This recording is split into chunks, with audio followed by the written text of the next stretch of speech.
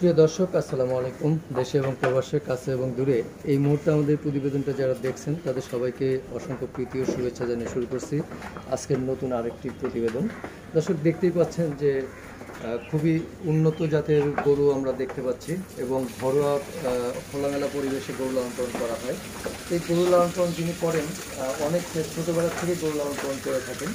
আমরা জানবো আসলে তার কাছ থেকে যে গরু লালন পালন করে কীভাবে কেমন আছেন এবং কেনই বা মানে পড়াশোনা না করে বা চাকরি বাকরির পেছনে না ছুটে গরুর খামারের হাল কেন ধরলেন আমরা জানবো সেই তরুণ উদ্যোক্তার কাছ থেকে। তো আমরা ঘুরে দেখানোর চেষ্টা করছি যে গরুগুলো খামার করার আগে অবশ্যই কিন্তু গরু নির্ণয়ের বিষয়টা কিন্তু গুরুত্বপূর্ণ একটা বিষয়। তো আমরা জানবো এই খামারের কাছ থেকে বিস্তারিত। চলুন আমরা কথা বলি এই খামারের স্বত্বাধিকারী যিনি, তার সাথে কথা বলে জানার চেষ্টা করি। কেমন আছেন? এই মোটামুটি আল্লাহ রাখছেন। কি নাম আপনার? জনি ঘোষ। আচ্ছা, আমরা দেখতে পাচ্ছি যে অনেকটা সে আগেকার যুগের অনেকটা করে খোলামেলা পরিবেশে গরু লালন পালন করেন। আসলে গরু লালন পালন আপনি কতদিন থেকে শুরু করেছেন? ছোটবেলা থেকে আব্বু বলতো দেখতে দেখতে দেখতে শিখতে শিখতে যেমন শিখলাম। মানে ছোটবেলা থেকে, খুব ছোট থেকে? খুব ছোট থেকে। কত বছর বয়স থেকে? আর আমার হ্যাঁ এই 30 বছর ধরেন। না, এখন তো 30। কত বছর বয়স থেকে গরু লালন পালনের সাথে জড়িত? আপনার 8-10 বছর হচ্ছেন। 8-10 বছর। ওই সময় তিনি ওই বাচ্চা বানতে ডাক দিত যে এদিকে বাচ্চাটা বেঁধে যাও, ওই বানতে বানতে যেমন শিখতে শিখতেই যেমন ঢুকে গেলাম ব্যবসা। আচ্ছা, কখনো কি মনে হয় না যে পড়াশোনা করে ভালো চাকরি করবেন, বিদেশ যাবেন? আশা তো আসলো, এখন তো হইল না। ব্যবসায় যোগদান দিলাম এর জন্য, যেমন আচ্ছা চাকরি বাকরি হইল না। তো আগে তো বাবার সাথে থেকে করছেন, এখন তো মানে এখন যাত্রা হ্যাঁ নিজেরা আলাদা করে গেছে, আলাদা হয়ে গেছি। আপনি যখন আলাদা হলেন তখন কয়টা গরু দিয়ে শুরু করলেন? তখন 2-3টা আসলো, আস্তে আস্তে 2-3টা ছিল। তারপরে আস্তে আস্তে করলাম। সামনে ভুসি কম আসলো, ওই সময় একটু লাভ হয়েছে। এখন ভুসিটা চড়ায় যাও না, ব্যবসা এখন একটু লসের পালাই আছে। এখন লসে আছেন? তো এই যে ভুসির দাম এখন লসে আছেন, তারপরে কখনো কি মনে হয় না যে এই লসের কারণে যে গরু লালন পালন ছেড়ে দেবেন?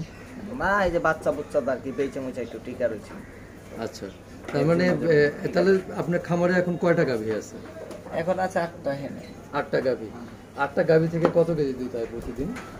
8টা মনে করেন এই 60 কেজি 65 কেজি। আচ্ছা, 60 কেজির মতো দুধ হয়। এই 60 কেজি দুধ বিক্রি করে ওদের খরচ দিয়ে আসলে কি থাকে? কিছু টুকটাক থাকে। টুকটাক থাকে, মানে কোনো রকম সংসার চলে। তাহলে বছর শেষে বলতে চাচ্ছি যে বাচ্চা কিনে এখন লাভ, বাচ্চাগুলো লাভে থাকে, তার মানে একবারে তো লস নেই না, টুকটাক আর কি থাকে, টুকটাক। তা আমরা একটু গরুগুলো দেখার চেষ্টা করি। এই যে এই গরুটা দেখতেছি সাদা, এটা কোন জাতের গরু? কোনটা? এটা অস্ট্রেলিয়ান। হ্যাঁ, রানী জাতের। আচ্ছা, এই যে রানী জাতের এই গরুটা, এটা কি আপনার খামারের না কেনা? এটা 2 বছর আগে কিনা ছিল। কোথায় থেকে সংগ্রহ করছেন এটা? পাড়াগ্রাম হাটের থেকে। পাড়াগ্রাম হাট থেকে। এটা কত কেজি দুধ দিচ্ছে? এখন 2 বেলা 8 কেজি দেয়। 2 বেলায় 8 কেজি? কম কেন দাদা এত? বাচ্চা দিচ্ছে 1 বছর। বাচ্চা দিচ্ছে, মানে বাচ্চা দেওয়ার পরে দুধটা তো কমে যায়। এখন কি আবার গাভীর? এখন গাভিন করি নাই। করেন নাই? হ্যাঁ, সামনে ডাকলে আর কি গাভিন করি। আচ্ছা, এখন হিটে আসেনি না। তো কয়টা বাচ্চা দিচ্ছে এটা পর্যন্ত? এইটা 4টা দিয়েছে, মাশাআল্লাহ। দর্শক দেখতে পাচ্ছেন যে এই যে রানী জাত, যে অরিজিনাল রানী জাত, চেনার উপায়টা কি আসলে যে এটাই রানী জাত? কি আপনার শিং সাদা, পাউ সাদা, পুরো দেহটাই সাদা। সাদা হলে কি রানী জাত হয়? হ্যাঁ, এই মধ্যখানে চোষ থাকলে ওইটা রানী না, ওইটা আপনি ভেজাল আছে। আচ্ছা, পুরাটা শরীর তো সমান, এর জন্য রানী এটা। আচ্ছা, তো রানী জাতের গরুগুলো তো সাধারণত এমনি যখন নর্মাল সময় দুধ দেয় তখন তো 15-20 কেজি দুধ দেওয়ার কথা। 15-20 কেজি কাছে কালে দিছে, এখন বুক নিয়ে গেছে না। আচ্ছা, আস্তে আস্তে কমে যায়। মানে মোটামুটি কয়টা বাচ্চা দেওয়ার পর থেকে দুধের রেকর্ডটা কমে? কয়টা বাচ্চা? কয়টা না, যেমন বাচ্চা দেয় বুক নিয়ে যায়, আস্তে আস্তে কমে। আপনি বয়স হলে আস্তে আস্তে কমে। বয়স হলে কমে যায়। আচ্ছা, তারপরে যে কালো গরুটা দেখতেছি, এটা কি অস্ট্রেলিয়ান জাতের? এটা অস্ট্রেলিয়ার। এটা অস্ট্রেলিয়ান? এটা কালো অস্ট্রেলিয়ার।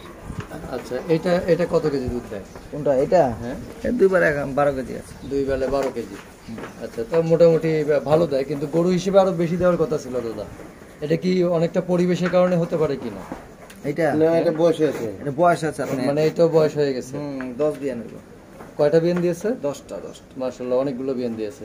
সেটা কি আপনার খামারে এতগুলো বিয়ান দিয়েছে? না কিনা ছিল আমার বাড়িতে 270টা। আচ্ছা, তাহলে আর এইটা এটা আমরা কিনে আনছি। এটা কতদিন আগে কিনছেন? আপনার 27 মাস আগে। 8 মাস আগে। কত টাকা দিয়ে কিনলেন? কোনটা? এটা খেয়াল নাই কত টাকা দামছি। কোথা থেকে নিয়েছেন? এটা কি পাড়াগ্রাম থেকে? পাড়াগ্রাম। এটা 1 লাখ। আচ্ছা, এই যে হাট থেকে গরু কিনলে অনেক সময় তো প্রতারণার শিকারে পড়ে মানুষ, যে বলে যে দুধ দেবে 10 কেজি, বাড়িতে আসা দেখা যায় 5 কেজি করে তো। আচ্ছা, তো এরকম কখনো অভিজ্ঞতা আছে নাকি? হ্যাঁ হইছে। হয়েছে? আচ্ছা, তো এই যে সেই প্রতারণার হাত থেকে বাঁচার উপায়টা কি আসলে?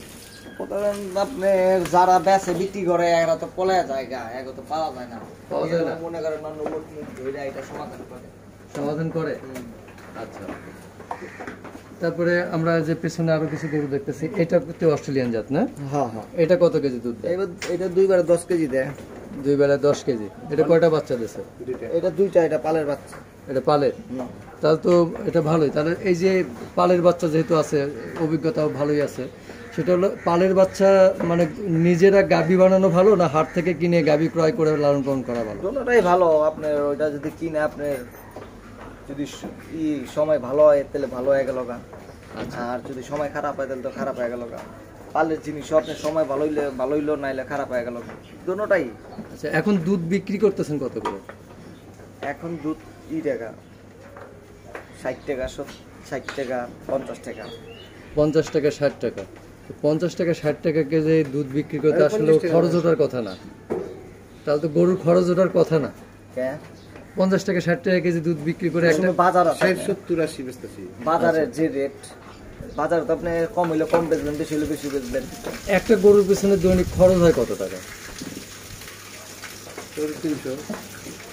300 টাকা। 300 300-350 টাকা খরচ হয় নাকি? বুসি লাগে 300। আচ্ছা, আর ঘাস খায়। আচ্ছা বলেন তো দাদা, এই যে ঘাসে কতখানি উপকারিতা আসলে গরুর জন্য? ঘাসে অনেক উপকার, অনেক গাছ তো অনেক উপকার হয়। কিন্তু কোন খাবারটা বেশি খাওয়ালে দুধটা বেশি পাওয়া যায়? কোন খাবারটা? হ্যাঁ, আপনি ঘাসও ভুসিও দুটোটাই। আচ্ছা, আরেকটা দিন দেখতেছি যে চতুর্পাশে খোলামেলা এই রেখেছেন, আসলে এগুলোর জন্য কি কোন সময় মশা মাছি এগুলোর জন্য গরুর অসুখ বিসুখ কি বেশি হয় না? না, খোলামেলায় যে আপনার সন্ধ্যার সময় ধুমা দেই, কয়েল লাগাই দেই। কিন্তু এই গরুগুলো তো অনেক সময় ঠান্ডা দেশের গরু, এগুলো আমাদের দেশে তো তাপমাত্রা বেশি, সেই ক্ষেত্রে আসলে কতটুকু এদেরকে মেনটেন করতে পারেন? আপনি বেশি মতন যে তাপমাত্রা হয় 2 বার করে গোসল করা দেই। আচ্ছা, আপনার ফ্যান আছে, ফ্যান ছাইরা দেই, এমনি থাকে। অসুখ বিসুখ কি কি হয় আসলে, কোন ধরনের অসুখ বিসুখ? তো আপনার এই খোড়া রোগ হয়, তারপর যে বজবজি রোগ হয়, পেট যে ফাইপা যায় গরুর ওই রোগ হয়। তখন কি করেন? তখন ডাক্তার আছে, আসে আইসা ট্রিটমেন্ট করে। নিজেরা কোনো প্রাথমিক চিকিৎসা করেন না? নিজে যেটুক প্রয়োজন, যেটুক পারা যায় এটুক করি, আর তারপরে না পারলে ডাক্তার আসে, ফোন দিয়ে আইসা চিকিৎসা করে। আচ্ছা, এই যে বললেন যে খাবার দাবারের কারণে এমন অনেকটা লসে আছেন আসলে, তো এই লস থেকে মানে সফল হওয়ার উপায়টা কি, লাভবান হওয়ার উপায়টা কি? লাভবান এই যে ভুসি বাজার কমলে একটু লাভ হবে। ভুসি বাজার কমলে লাভ হবে, কিন্তু আমাদের দেশে বাড়লে তো আর কমে না দাম। বাংলাদেশ এটা অন্য জায়গা, আস্তে আস্তে অনেক বাড়ছে দেখে তো ছাইরা দাম যাইব না, অন্য কাজ জানতাম ছাইরা দিতাম, অন্য কাজে ভর্তি আগে। আমি বলতে এই সেক্টরে যদি নতুন কেউ আসতে চায়, যদি খামার করতে চায়, অনেক প্রবাসী ভাই বা অনেক বেকার ভাইয়েরা আমাদের কাছে জানতে চায় আসলে, তারা গরু লালন পালন করতে চায়, তো গরু লালন পালন করে কি এখন মানে তারা লাভবান হতে পারবে? পারবো, কোনোটা পারা যাবো, যদি নিজে নামে তেলে পারবো, আর নিজে না নামলে পারবো না, লোক দা করাইলে ধরা খাই যাবো। আচ্ছা, তারপর নিজে পরিশ্রম করতে হবে, নিজের পরিশ্রম লাগবে, নিজে পানাবে, খাওয়াবে, গোসল করাবে, সবকিছু নিজের উপরে। সেই ক্ষেত্রে তাদেরকে কি পরামর্শ দেবেন যে তারা কিভাবে শুরু করলে ভালো হবে? সেটা গাভী গরু না বকনা গরু দিয়ে শুরু করলে ভালো হবে? কাঁচি গরু লাগবে, বকনা গরু দেখলে আপনি 2 দিন 3 দিন 4 দিন জায়গায় দুধ না দিলে তো লাথি দিল, পরে খিলান তো লাগবে পকেটের তেল, কাঁচি গরু তো সহজে লাথি দিবে না। আচ্ছা, তো এখন কোন মোটামুটি তো 10-15 লিটারের নিচে যদি দুধ হয় তাহলে সেগুলো গরু লালন পালন করে আসলে কি লাভবান হতে পারবে? 10-12 কেজি হলে চলবো। কিন্তু একটা কোন গরুটা 10-12 কেজি দেবে সেটা বুঝবে কিভাবে? এটা আপনি এটা যারা চিনে তাগুলো যারা চিনে মনে করেন এরা বুঝা কিনা দিব।